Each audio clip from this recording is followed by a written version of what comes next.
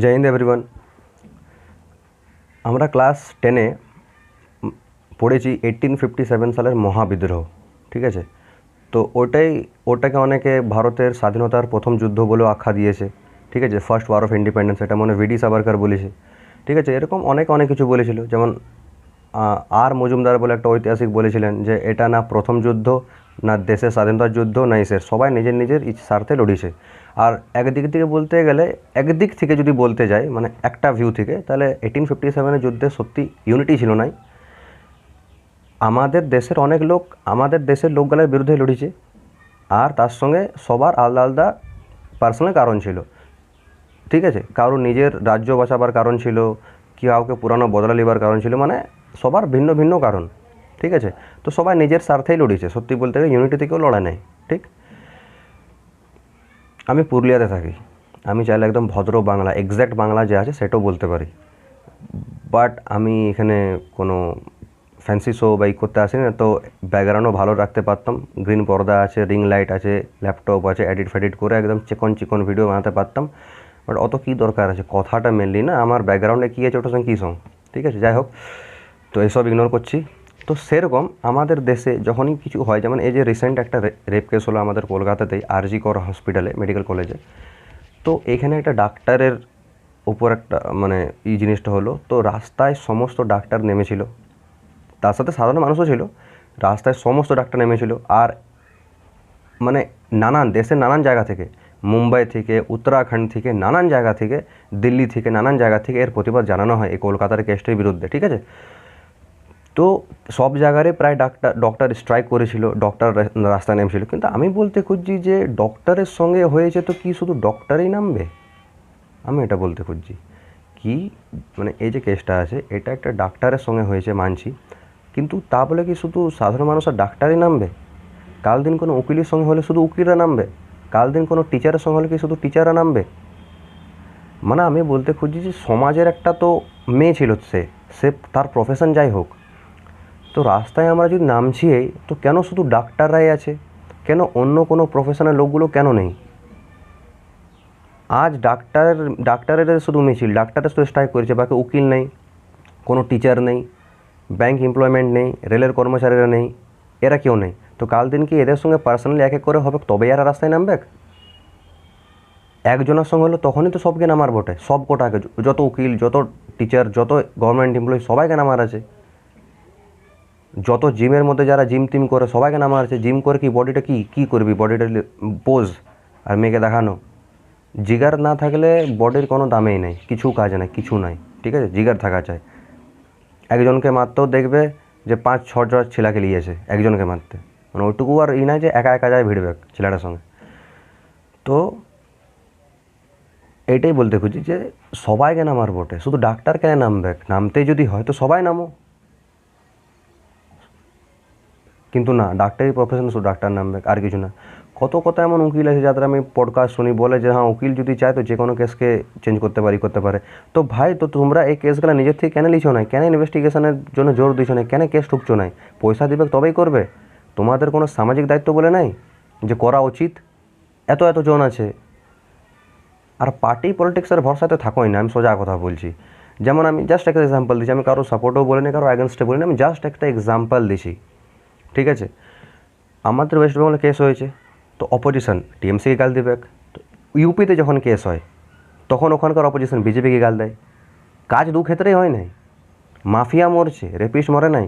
ইউপিতেও Hathras case হয়েছিল, হাতরাস, ওখানে ঢুকতেও দেয় না। ইভেন এখানে এইটাতে এত ছড়ালো, ওটা তো ছড়ায়ও না। ওখানে তোমাকে যারা জার্নালিস্ট ওদেরকেও ঢুকতে দেওয়া হয় নাই, হাতরাস কেস যেটা হয়েছিল ইউপিতে। ঠিক আছে, তো যে পার্টি থাক, সত্যি বলতে গেলে যে পার্টি থাক, যে জায়গা থাক, যেখানে এরকমের মানুষ থাকে, এরকম চিন্তাধারা, ওখানে এরকম হয়। ঠিক আছে, ওখানে তুমি পার্টির ভরসায় থাকো না, সব কিছু পার্টি করবে না, আমাদেরকেই করতে হবে যা করার। পার্টি শুধু ভোট খুঁজবে, ভোটের আগে হাত জোড়বে, তোমার সামনে আসে তোমার দুঃখ কষ্ট জানবে, তারপর তুমি কে আমি কে, বাস এইটুকুই। এটা হলো পার্টির কাজ। তো পার্টির ভরসা থাকো না। আর আমি কারো সাপোর্টও বলিনি, কারো অ্যাগেনস্টও বলিনি। তাও যদি কারো ঝাল লেগে যায় তো বলবে, আমি বর্লিন দিয়ে দেবো, আমার ঘরে আছে, আমি তোমাকে বর্লিন কিনে দেবো। ঠিক আছে, আর এবারে যেটা আমাদের মধ্যে তৈরি হতে হবে, যেমন আমি আমার স্ট্যাটাসে আমি অনেকজন আছে স্ট্যাটাসে, ঠিক আছে? তো দেখছি সবাই স্ট্যাটাস দিচ্ছে, তো মেয়েরা যারা দিচ্ছে আমি মেয়েদেরকে এখন কিছু বলছি না, ছেলেদের উদ্দেশ্যে বলছি। অনেক ছেলে এমন আছে যারা স্ট্যাটাস দিচ্ছে যে না এটা ভুল হলো, এই হলো। ওই ছেলেটাই মেয়েকে মাল বলে, আর ও স্ট্যাটাস দিচ্ছে। তো মালটা কি ভাই বড় ভালো শব্দ কোনো? অনেক ছেলে তো আরও নিজের গার্লফ্রেন্ডকে মাল বলে নিজের বন্ধুগুলোর সামনে, যে আমার মালটো। মানে এখানে বুঝো যে একটা মেয়েকে মাল বলছে, ইভেন নিজের গার্লফ্রেন্ডকে মাল বলছে। তোরও তো বোন আছে, ও মেয়ে বটে, ও কারো গার্লফ্রেন্ড হতেই পারে। ওয়াকে যদি কেউ বলে যে মাল বটে আমার, তাও নিজের বন্ধুগুলোর সামনে, কারোর সামনে হোক, মেয়েকে মাল বলা এটা মানে কী ধরনের জিনিস? আর ও আরও স্ট্যাটাস লাগা আছে যে উই ওয়ান্ট জাস্টিস, প্রতিবাদ করো, এই করো ওই করো, আর ওই মাল বলে। এই যে কথার মানে বলছি, আমাদের লোকালিটিতে যেখানে আছি ওখানে নাকি রবিবারে কিছু প্রোগ্রাম হওয়ার আছে একটা মন্দিরের সামনে। আমি লিখে দিছি ওই মন্দিরের সামনে যদি 200 জন থাকে, যাদের বয়স 14 থেকে 25, 26, 30 অবধি আছে, হ্যাঁ 14 থেকে 12, 13, 14 থেকে যাদের 30 অবধি যারা হবে না, তার মধ্যে 99% ছেলে মেয়েকে মাল বলে, ইভেন নিজের গার্লফ্রেন্ডকেও মাল বলে। কিন্তু ও থাকবে ওই মিটিংয়ে, শুনবে, হঁ করবে, মাল বলে। তো আগে এটা বলতে, মেয়েকে মেয়ে বলতে শিখ, আর গার্লফ্রেন্ডকে গার্লফ্রেন্ড বলতে শিখ।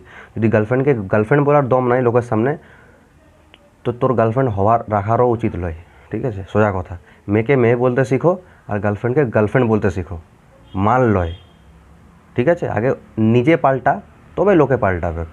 আমাদেরকে নিয়ে সমাজ তৈরি হয়, মানুষকে নিয়ে। তো সমাজ বলে তো কোনো হয় নাই। কোনো জায়গা যদি বলা হয় ওই জায়গাটা ভালো বটে, ওই জায়গাটা ভালো কী উদ্দেশ্যে বলে? মানুষগুলা ভালো বটে। আমাদেরকে নিয়ে তো আমরা চেঞ্জ হবো, আমরা ভালো হবো, তবে তো জায়গাও ভালো হয়ে যাবে, আছে কি নেই? দেখো আমি কোথাও পার্সোনালি যাই পরে কারোর সামনে বিকলাবার আমার ইচ্ছা লাগে নাই, কিন্তু বহুত কিছু বলতে পারবো, অনেকের ঝাল লেগে যাবে। ঝাল লাগাতেও আমার কিছু যায় আসে নাই, বলবে আমি বর্লিন দেবো। আমি আবারও বলছি, আমার যদি কোনো কথা শুনে কারো যদি মন খারাপ হয়, বা আমার কোনো কথা যদি কাউকে ভুল মনে হয়, তো তুমি ফিনাইল খাই লাও, সোজা কথা। আমার কোনো যায় আসে না কারো যদি খারাপ লাগিয়েছে এটাতে। তো আমি পার্সোনালি কোথাও যাই পরে বিকলাতে পছন্দ করি না। 100টা 200টা লোকের সামনে বলে কিছু হবে না, অনলাইনে বলো কোন দিন যদি ছড়ায় তো লাখ লাখ লোক দেখবে, ঠিক আছে? আর যা আসবে কমেন্ট আসবে, হয়ে গেল। তো নিজেকে আগে পাল্টাও ভাই, নিজেকে আগে মাল বলা, সবার আগে তো মাল বলা বন্ধ করো। তার সঙ্গে আমি বল দিছি, একটা হাজার রেপ করে দেয়, চান্স পায়, আর একটা অনেক এমন রেপিস্ট আছে যারা চান্স পালে করে দিবে, কিন্তু চান্স পাবে না কোনো দিনও, বা লোকালিটির ভয়ে করতে পারে নাই। আর এটা আমাদের সমাজের মধ্যেই লুকায় আছে। কেন মেলাতে দেখবে কোনো মেয়ে চিকন চাকন যদি লাগে দেখতে, কমেন্ট পাস হয়ে যায়, আরে ভাই মেয়েটাকে দেখছিস, শালা কি দেখতে আছে রে, এখন তাগড়া লাগছে, বিরাট একদম।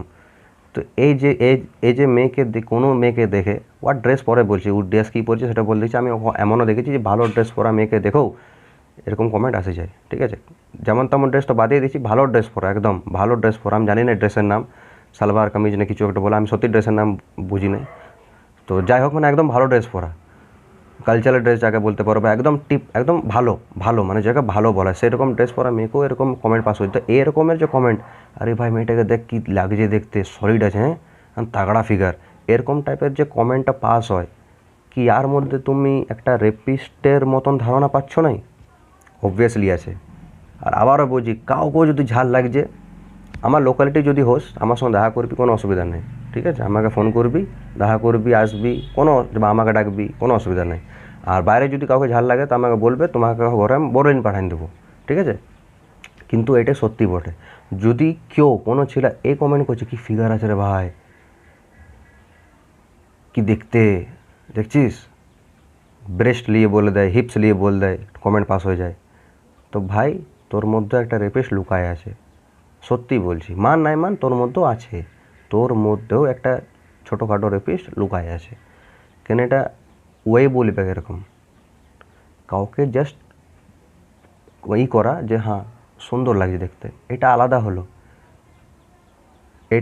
হলো যে সুন্দর লাগছে দেখতে। কিন্তু এরকমের টাইপের কি ফিগার রে, তো আছে না? তো আগে আমাদেরকেই পাল্টাতে হবে, আমাদেরকে নিয়েই তো সোসাইটি তৈরি। আমরাই না পাল্টালাম তাহলে সোসাইটি কী করে চেঞ্জ হবে? পাল্টাবে কী করে? মাইন্ডসেট চেঞ্জ করে। মাইন্ডসেটকে চেঞ্জ করতে হবে। আর তার সঙ্গে সবচেয়ে বড় যোগদান আছে যে আমরা কি কনজিউম করছি। আমরা দেখছি ওই সব জিনিস। আগে 18+ কন্টেন্ট দেখার জন্য আমাদেরকে আলাদা করে সাইটে যেতে হতো। আজকাল ওপেনলি আছে। আজকাল বলিউডের প্রতিটা সিনেমা এসব নিয়ে তৈরি। চিটিং করছে, দুটা বয়ফ্রেন্ড, দুটা হাজব্যান্ড, 3-4টা গার্লফ্রেন্ড, এগুলো দিয়ে সিনেমা তৈরি হচ্ছে। দেখো গান গালা একদম ওরকম, গান গালা সব গান গালাতে শুধু শরীর প্রদর্শন, যেমন তেমন নাচ, গানের যেমন তেমন মানে। আমাদের পুরুলিয়া গানেরও বেশিরভাগ সালা যেমন তেমন মানে গানটার যদি ভালো করে শোনো, গানের লাইনগুলা দেখবে কি বলা হচ্ছে, তাই তো বুঝবে। তো মনোভাব তো আমাদের তো ওরকমই জিনিস তৈরি হচ্ছে। গানের ভোজপুরি গান আর পুরুলিয়া গানের তুমি বেশিরভাগের গান তুমি ভালো করে মিনিং দেখবে যে কী বলছে, শুধু মিনিং দেখবে। প্রতিটা গানে বডি শেমিং আছে, যেটা আইনের চোখে অপরাধ। বিএনএসের মতে, বিএনএস মানে ভারতীয় ন্যায় সংহিতা, ঠিক আছে। আর হ্যাঁ, আরেকটা জিনিস বলতেছি, যদি কেউ তর্ক করতে চায় এইসব জিনিস নিয়ে, নিয়ম কানুন নিয়ে, তো আগে নিজে পড়ে আসো, উদমায় বিগলাও না, ঠিক আছে। আগে পড়ে আসবে, তারপর তর্ক করবে। তো বিএনএস যেটা আছে, ভারতীয় ন্যায় সংহিতা, ওটাতে বডি শেমিং তো একটা ক্রাইম। পক্সো বুঝো, যেটা 18 নিচের ওপর কোনো মেয়ের ওপর যদি অত্যাচার তো পক্সো লাগে, ঠিক আছে। তো ওরকম এগুলো সব বিএনএসের মধ্যে আছে। তো বিএনএস যেটা আছে ওটাতে একটা ক্রাইম। প্রতিটা আমাদের পুরুলিয়া গানের বেশিরভাগ গান আর ভোজপুরি গানের মধ্যে বেশিরভাগই বডি শেমিং হয়। মেয়ের ব্রেস্ট নিয়ে, মেয়ের হিপস নিয়ে, এসব নিয়ে আলোচনা হয়। উল্টা সিধা মিনিং, ওপেনলি সেক্সকে ওপেনলি ওটাকে মুখে বলা হয় গানের মাধ্যমে, আর মানুষ ওটাতে ফুর্তি করে। তো যেখানে মানুষ এ সকল গানকে মর্যাদা দেয়, যেখানে মানুষ এই সকল গানের ওপর ফুর্তি করে, তো তুমি এটা ভুলেও যাও যে ওই সকল মানুষরা যে যারা এইসব গানে ফুর্তি পায় বা এইসব গান যারা শুনে, ওদের মধ্যে ওই প্রবৃত্তি নাই, এটা ভুলেই যাও। এটা আমি লিখে দিচ্ছি, জাস্ট টু চান্স পায় নাই। এবারে এই কথাটা আমি ওপেনলি বললে অনেকের ঝাল লাগে যাবে পিছন দিকে, লাগুক গা, আমার কিছু নেই তাতে। আবারও বলছি, আমার লোকালিটির মধ্যে কারোর ঝাল লাগে যে আমার ঘর আসে যাবে বা আমাকে ডাকি নেবে, কোনো অসুবিধা নাই, ওপেনলি বলছি। কিন্তু যেটা বললাম সেটা সত্যিই বটে। আর এটা মেয়েরা বুঝবে, এটা বেশিরভাগ মেয়েরা বুঝবে, আর সেসব ছেলেরা বুঝবে যাদেরকে এসব গান ভালো লাগে না। সব গান বলি না, আগেই বলছি, সব গান, সব পুরুলিয়া গান, সব ভোজপুরি গান বলি না। কিছু কিছু গান আছে যেগুলো মোটামুটি ঠিকঠাক আছে, বাট বেশিরভাগ। আর বলিউডকে তো ছাড়িয়ে দাও, ও তো ওপেন দেখা যায় সব কিছু। আর আরেকটা জিনিস, এখন ইনস্টাগ্রামের মধ্যে মানে ওটাকে ছোটোখাটো পর্ন সাইট বলতে পারো তুমি। একটা ইনস্টাগ্রামকে ছোটো মোটো পর্ন সাইট তুমি বলতে পারো। আগে রাজা মহারাজাগুলা পয়সা খরচা করতো মুজরা দেখার জন্য, এখন ইনস্টাগ্রাম খুললেই তুমি দেখতে পাবে। তাও তো আগে যারা মুজরা করতো ওরা পুরো একদম শাড়ি ফাড়ি পরে থাকতো। এখন গেলা তো শুধু ওইটুকুই পরে থাকে যেটুকুতে ওয়ার কন্টেন্ট ইনস্টাগ্রাম থেকে রিমুভ না হয়ে যায়। বাস ওইটুকু কাপড় পরা আছে যেটুকুতে ওয়ার কন্টেন্ট যেন ইনস্টাগ্রাম থেকে রিমুভ না হয়ে যায়। বাকি আজকাল একটা কনসেপ্ট মাথায় বসে গিয়েছে যে যত শরীর দেখাবে ও তত ভাইরাল হবে। সিম্পল জিনিস। আমার পর ভিডিও লম্বা হয়ে যায়, কী করবো? কোনো রিল ছড়ি বানাচ্ছে 30 সেকেন্ড 1 মিনিটে, লম্বাই হবে, কোনো করার নেই, ঠিক আছে। তো এই জিনিসটা আছে। তো আগে নিজেকে চেঞ্জ করতে হবে, তবে লোক চেঞ্জ হবে। নিজেই আমি খারাপ, কোনো লাভই নেই ওগুলো, শুধু বাস স্ট্যাটাস দেওয়া হবে। দেখি এমন ছেলে স্ট্যাটাস দিচ্ছে, সালে মেয়েকে মাল ভুলে, ও এখন ওইটাও শিখে নেয়, ওর হ্যাবিটে ঢুকে গিয়েছে। ও চাইলেও মানে ওর বহুত সময় লেগে যাবে ওটা ছাড়তে। তো এইসব জিনিসগুলো আছে। যাই হোক, আমি অত ভালো নয় যত আমি বলছি, কিন্তু এবারে আমি যদি কোনো খারাপ কাজ করি তো আমি ধরে চাইবো যে সবাই ওই কাজটা করুক। জাস্ট এক্সাম্পল, আমি যদি মদ খাই তো আমি ধরে চাইবো আমার ঘরের ভাইরা মদ খাক, ওই জিনিসটা বলছি আমি। কেন এখন অনেকে বলতে পারে তুইও তো ভালো লই আমি ভালো, তো কী করবো? জেলে ভরে দিয়ে আমাকে উঠাই নিয়ে যায়। যে জানে সে জানে, যে জানে না সে জানে না, আমার দরকারও নেই কাউকে জানাবার। আমি বিশেষ করে আমি কোনো মনে করি নাই যে আমাকে কী ভাবছে। আমি এটাই মনে করি নাই যে আমার মা বাবা আমাকে ভুল ভাবছে না আমাকে ঠিক ভাবছে। তো আর কে রইলো বাসে যে ও আমাকে ভুল ভাবছে না ঠিক ভাবছে? কেন আমি জানি আমার মা বাবা আমাকে কখনো ভুল ভাববে না, তাও আমি বলছি। তার কে রইলো? আর কারো কিছু ভাবাতে আমার কিছু আসে নাই। আমরা বলি না আমরা স্বাধীন, কোথায় স্বাধীন? লোকে স্বাধীনতা পরে দেবে, আমরা নিজেদেরকে স্বাধীন করি নাই। কোনো মেয়ে হোক, কোনো ছেলেকেও যদি কোনো আলাদা কিছু কাজ করতে চায়, ওর মাথায় আগে 5টা আসে যায় তীর যে লোকে কী ভাববে। আরে লোকে কিছু ভাবুক, তুই নিজের কাজ কর না। যাকে যা করা আছে কর। কাউকে ডান্স শেখা আছে ডান্স শিখ, কাউকে কেক বানানো আছে কেক বানা, কাউকে সিঙ্গিং করা আছে সিঙ্গিং শিখ। মানে আছে যে পড়াশোনায় করতে হবে, সবার লাইন আলাদা আলাদা থাকে।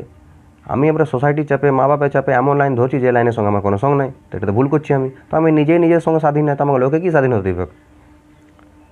ঠিক আছে। তো যাই হোক, এটা জাস্ট মানে ভিডিওটাকে আর টানছি না, 16 মিনিটের মতো হতে চললো।